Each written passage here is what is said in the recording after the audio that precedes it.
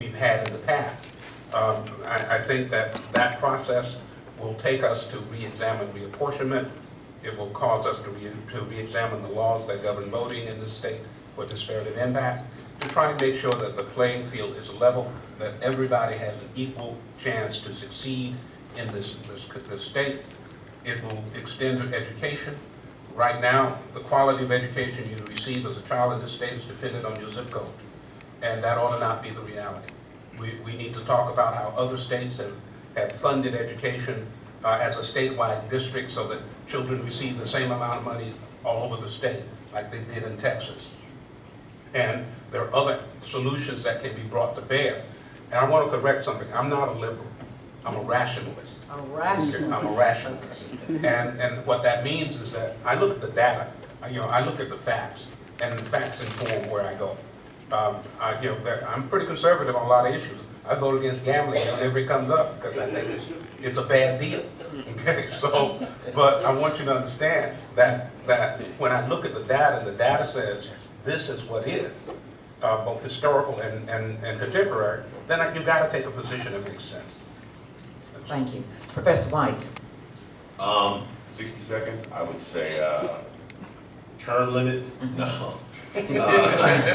Honestly, honestly, pertaining to race and politics, we just have a long history of it. When you're looking at the economic undertones, and as we all know, we're talking about the ACA. It's the minutia. A lot of these politics very complicated. Like, I'm in the 20th grade and I barely understand all of it. So when you're talking about political sophistication, people understanding their own preferences and how they fit into the preferences of who they're electing, I think that's the best place to start, from just educating yourself on, your politicians and what you're doing as far as who you're voting for and what they really stand for.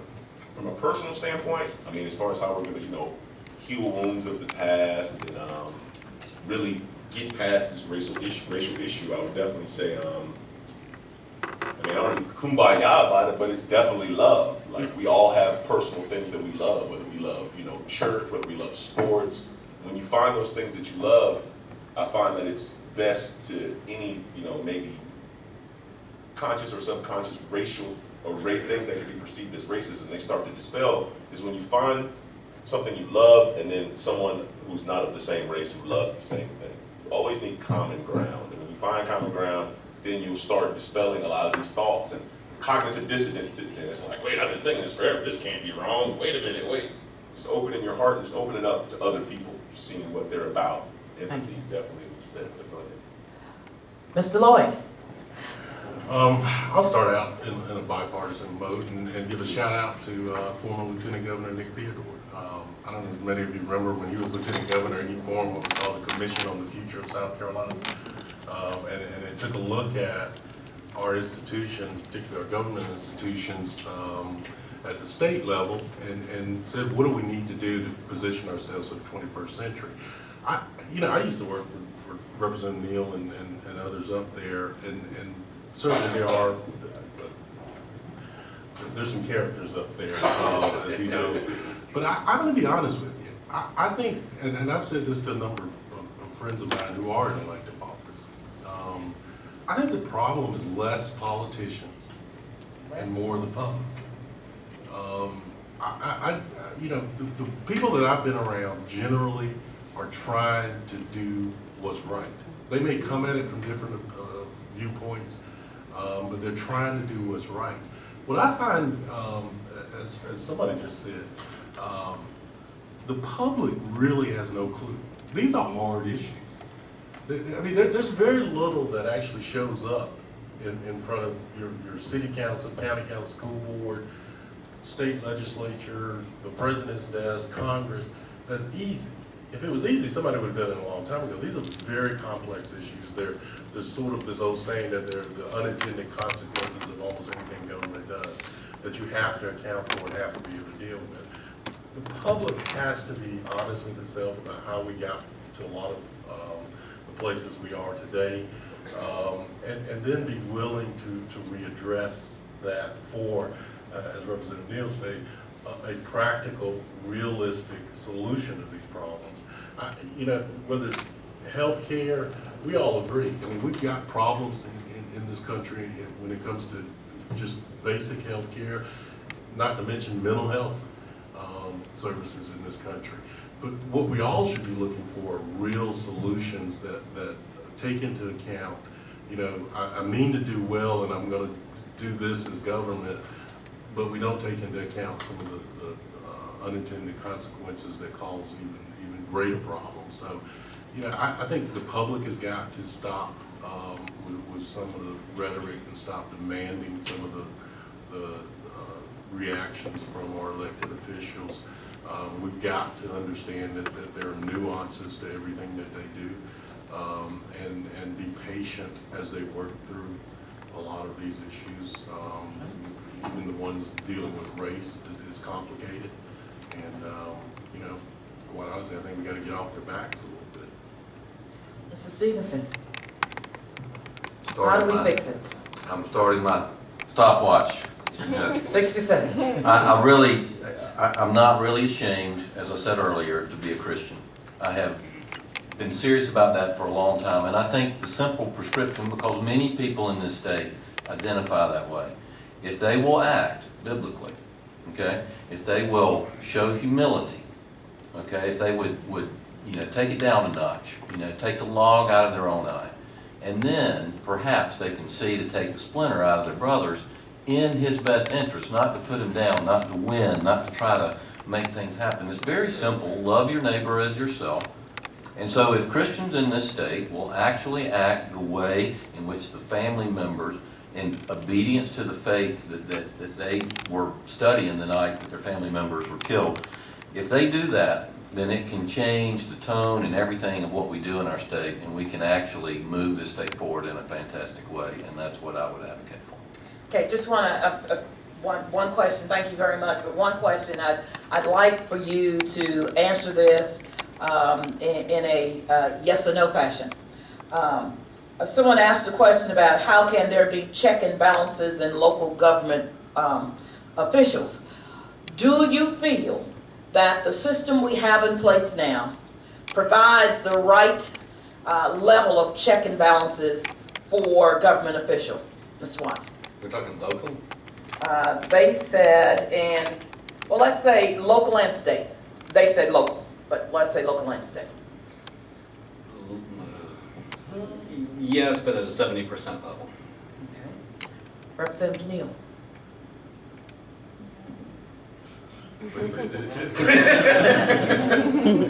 I'm thinking. Can you explain the question? Yeah. Okay, how can there be check and balances and local government officials? And I'm sure they're talking about, who asked the question? I did. Yes, you want to explain it? Okay. What I'm getting at is, my name is Lee Carey. I'm a Save All Kids. And what I was getting at, like when I go talk to Mayor Benjamin per se, he don't want to talk to me about no issue. He'll send somebody else.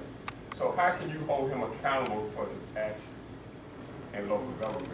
So holding local government officials accountable. Right. And I would say holding any elected official accountable. I can't answer that in one word. Well, and not necessarily Mayor Benjamin. Right. Let's talk about just officials. Are there, I would like to know, are there appropriate check and balances in place? Do you feel that they are? The appropriate checks and balances of vote. And if people voted, those of us who are elected would pay attention. Good answer. All right, and so when folk tell you that folk aren't listening, they have the power to make them listen or to get out. That's any elected official. And if they don't do that, if folk don't vote, they don't have a right to complain. That's where I am. That's why. No, there is not the proper level of checks and balances. Oh. I would say term limits would be just a short answer to it. I guess just, well, let me be careful when I say this. As far as the level, so there's this huge, for a second, David Mayhew, an academic, says that the only thing every elected official wants is re-election.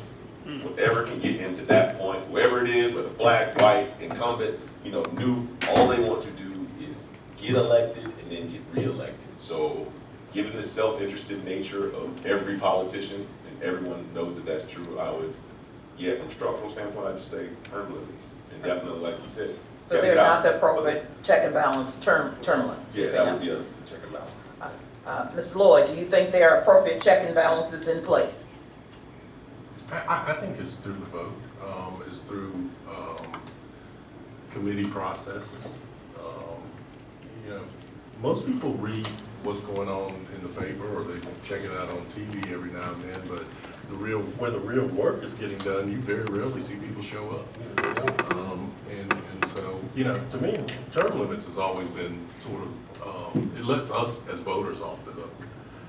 Because I don't have to do anything, that guy's gonna be gone in a little bit, and they'll bring somebody else up there who will spend, the majority of that time getting to know government.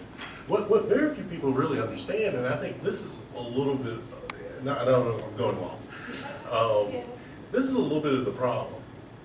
These, for example, the legislature now is taking a very, much like Congress, a very aggressive oversight of our state agencies. When we talk about solving some of these problems and delving into some of these problems, it takes a long time to figure this stuff out. And when you don't have the institutional knowledge of staff or members, you have agencies that become their own constituency. And so, that, down in the dirt where the rubber meets the road work that every elected body does, whether it's city council, school board, or wherever, there's committee processes, et cetera. There are administrative hearings before they pass regs, that sort of thing. You can go there and show up and take part in that. So that the public needs to take a more active role? I think we do. Al? Well, Is there a proper I check think and that's balances in place? well, I think there's more and more opportunities to shine light, either through public broadcast of council meetings and other things. I'm a little torn. I think that they put a term limit on the President of the United States for a reason, because the longer you're there, it's more, you get more comfortable. I like what Alan Wilson is saying. He's got some good ideas about reform of rotating committee chairmanships and other things, because I agree with Reggie that, reforming the Department of Transportation or the Department of Corrections is not easily done for a part-time legislator, but sharing power and doing some things within the structure. The county council moves around its chairmanship, every couple of years or whatever the process is. So, I think there's some combination, because I just think in this busy time, if we can get access on our phones to the last council meeting and see what they said. So I do think we just had in this council chamber, one of the representatives pushing for, recorded votes, and his agitation and some citizens pushing. So it's a combination of having representatives that truly want to be public servants, and then active citizens who hold them accountable. I think it could be more, it could be done better on both sides of that aisle. If I could just add one more thing, my answer to that was 70% yes, there is checks and balances. I think there's the two major things we're missing. One is what somebody else has already alluded to, which is we need more public participation, and especially on the committee level. Because there are a lot of positions that go unfilled because people aren't aware of them, or people are just too busy. We do need to have, and we need to have a broader diversity of people representing their fellow citizens at the table. But the other thing is, and this may be something more along what you're looking at, is in South Carolina, I never thought I would say this, but I think South Carolina would be well served if if there was a recall provision. If you elect somebody and they're bad, you're stuck with them for the length of their office. So I'm not necessarily saying term limits is the answer, but I do think that South Carolina's inability to recall their public officials may actually be holding them back.